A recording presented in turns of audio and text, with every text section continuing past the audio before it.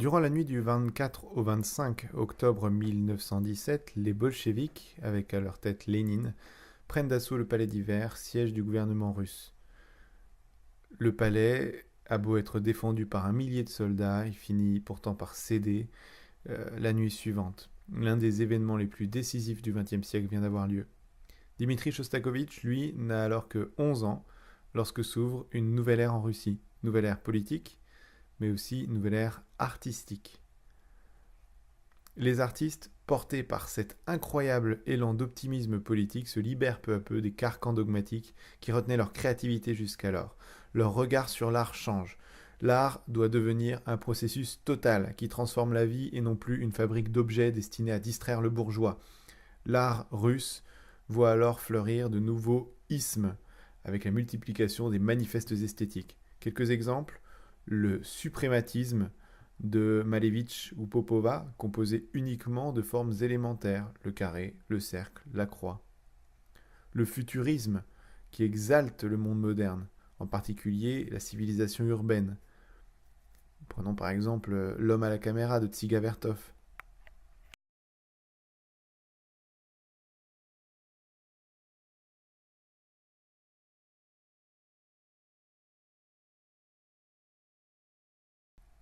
Il y a également le constructivisme de Rodchenko ou Tatlin qui proclame une conception géométrique de l'espace appliquée aussi bien à la peinture qu'à la sculpture, à l'architecture, au design. Shostakovich fait donc ses premiers pas dans un contexte artistique tout à fait propice, et ses premières œuvres sont emplies d'une grande énergie et d'une grande liberté.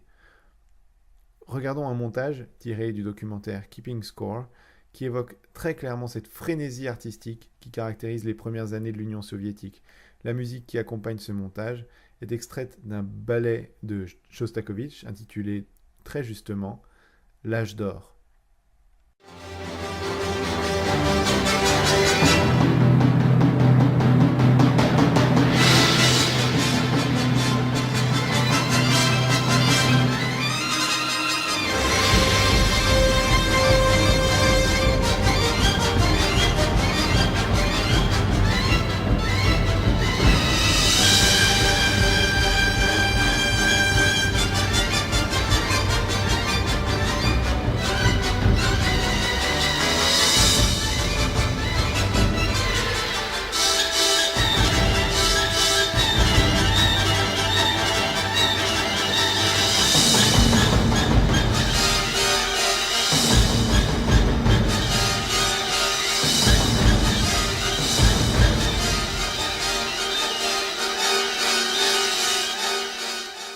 Malheureusement, l'âge d'or ne va pas durer.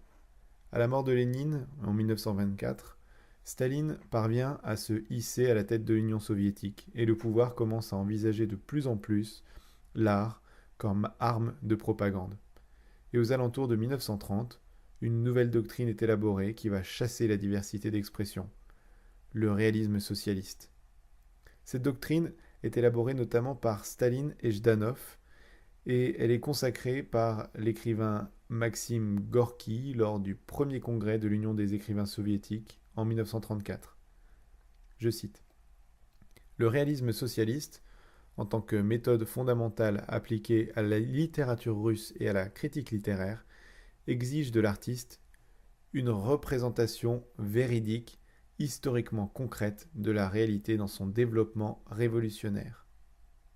Par le caractère historiquement concret et véridique de sa représentation de la réalité, il doit contribuer à la transformation idéologique et à l'éducation des travailleurs dans l'esprit du socialisme. Dans l'URSS des années 30, les arts se mettent ainsi au service des grandes transformations économiques et sociales. L'artiste se voit conférer un rôle social. Il est redéfini par Staline comme ingénieur des âmes. Le réalisme socialiste rompt radicalement avec l'idéal artistique bourgeois de l'artiste libre et solitaire, à l'écart des questions historiques, politiques, sociales, qui écrit des œuvres intemporelles pour l'éternité. Et il n'y a pas que la littérature qui va être touchée par cette exigence de réalisme socialiste, mais tous les arts, y compris la peinture et la musique. En musique, une œuvre politiquement acceptable doit être claire, facile à comprendre et à mémoriser pour les masses, et destinée à stimuler leur ferveur révolutionnaire. Elle doit porter en elle héroïsme et force vitale. Pour mieux contrôler la production musicale en URSS, Staline crée en 1932 l'Union des compositeurs soviétiques. Les compositeurs qui s'écartent de la ligne du réalisme socialiste sont taxés de formalisme et deviennent rapidement des ennemis du peuple. Malgré ce retournement de situation, en termes de liberté artistique, Shostakovich continue de créer et commence même à se faire un nom. Son opéra Lady Macbeth du district de Mzensk fait de plus en plus d'adeptes depuis 1934. L'histoire est celle d'une jeune femme qui trompe son mari, marchand aisé mais impuissant, avec l'un de ses employés. L'opéra est joué environ 200 fois dans toute l'URSS en 1935, et le succès de l'œuvre arrive aux oreilles de Staline qui décide d'assister à une représentation en janvier 1936, accompagné de Jdanov. Voici à peu près ce qu'ils y ont vu et entendu.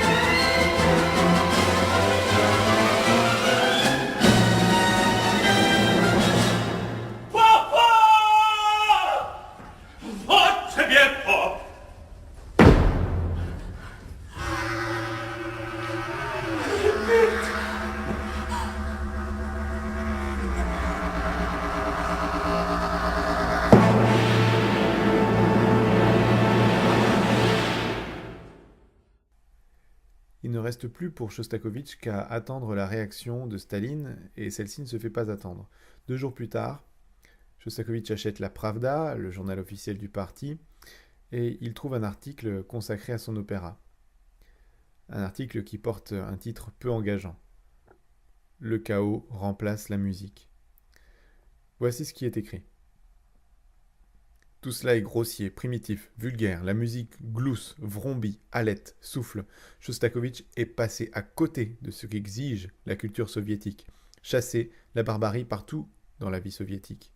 Cette Lady Macbeth est appréciée des publics bourgeois à l'étranger. Si le public bourgeois l'applaudit, n'est-ce pas que cet opéra est absolument apolitique et confus parce qu'il flatte les goûts dénaturés des bourgeois par sa musique criarde, contorsionnée, neurasthénique?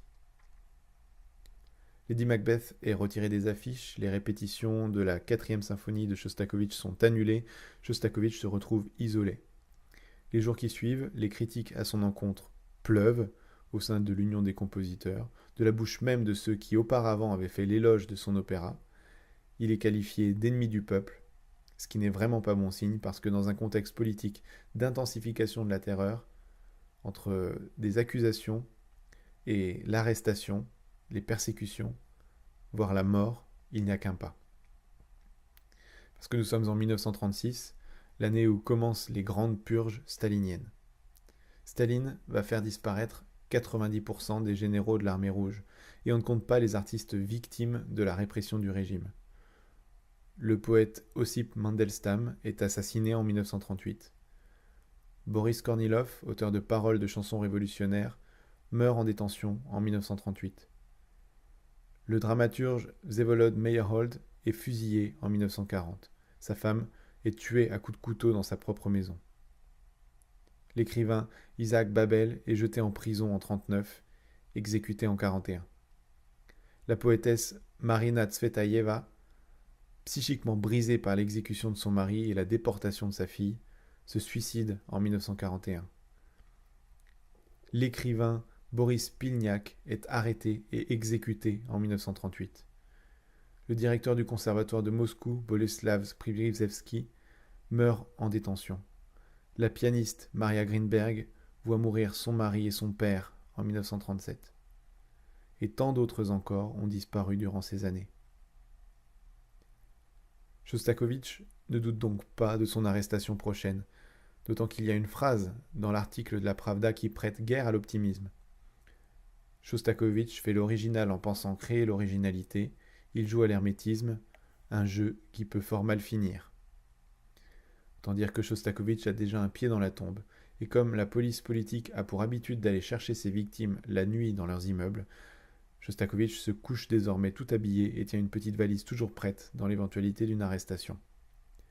Il perd le sommeil, attend de longues heures dans le noir chaque nuit, la dépression le gagne, il est de plus en plus en proie à des idées suicidaires, il trouve de plus en plus souvent le refuge dans l'alcool.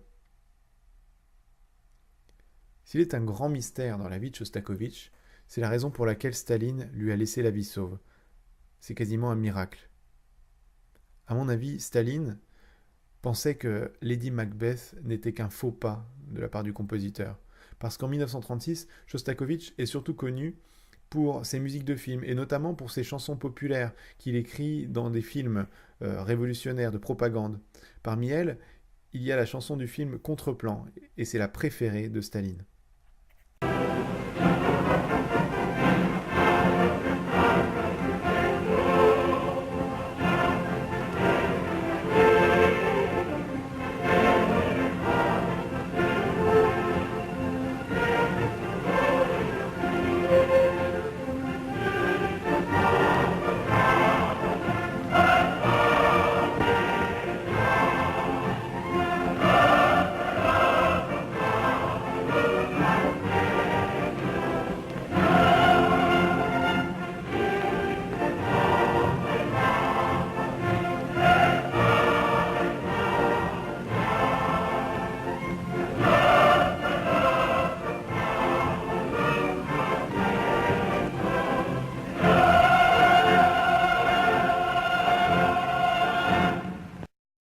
Staline aura donc cherché à jouer au chat et à la souris avec Shostakovich.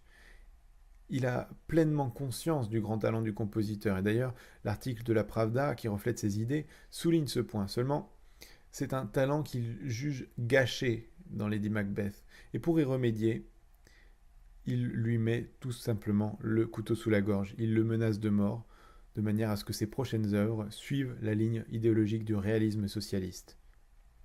Et de fait, Shostakovich sait qu'on ne tolérera pas un deuxième écart après Lady Macbeth.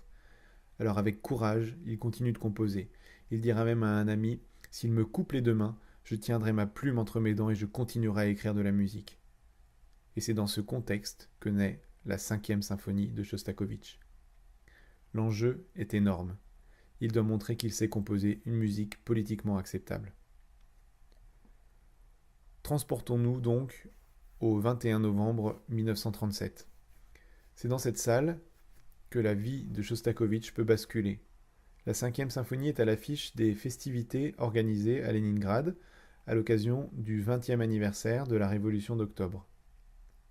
La salle se remplit peu à peu, les spectateurs prennent connaissance du programme, ils découvrent que la symphonie est sous-titrée « Réponse d'un compositeur à de justes critiques » et que cette œuvre comporte 4 mouvements. Un mouvement modéré, un allegretto, plutôt rapide, un mouvement lent et un final, à nouveau rapide. Sans en avoir entendu une note, on comprend déjà que Shostakovich se rapproche de l'organisation classique d'une symphonie, qui est par exemple celui de la 9e de Beethoven. C'est le modèle qu'il avait suivi dans sa première symphonie, mais duquel il s'était écarté dans les symphonies suivantes, qui comportaient un seul mouvement pour la deuxième et la troisième, et 3 mouvements dans la quatrième symphonie. L'orchestre philharmonique de Leningrad prend place, la grosse caisse, les cymbales, le triangle, les timbales, le tam-tam, le tambour militaire, les 4 corps, les 3 trompettes, les 3 trombones, le tuba, les 2 clarinettes, la petite clarinette piccolo, les 2 bassons, le contrebasson, les 2 flûtes, la flûte piccolo, les 2 hautbois, les 2 harpes, le piano, le célesta, le xylophone, le glockenspiel, et enfin les cordes, les violons 1, 2, les altos, les violoncelles, les contrebasses. On a affaire à un orchestre typique du romantisme tardif, un orchestre qui aurait pu jouer une symphonie de Tchaïkovski ou de Mahler, cette différence près qu'il y a un piano. Le piano ne prend sa place régulièrement dans l'orchestre qu'à partir de 1910 environ, avec des œuvres de Stravinsky, L'Oiseau de Feu, Petrouchka, ou L'amour sorcier de Faya. Bien, voilà l'orchestre au complet sur scène. Après quelques secondes, entre le chef d'orchestre. Il s'agit d'Evgeny Mravinsky, jeune chef d'orchestre encore inexpérimenté et qui, dès l'an prochain, en 1938, va prendre la direction de l'orchestre philharmonique de Leningrad pour ne le quitter que le jour de sa mort, 50 ans plus tard. Tout le monde se tait, Shostakovich retient son souffle, la symphonie va commencer, et je vous donne rendez-vous dans la prochaine vidéo.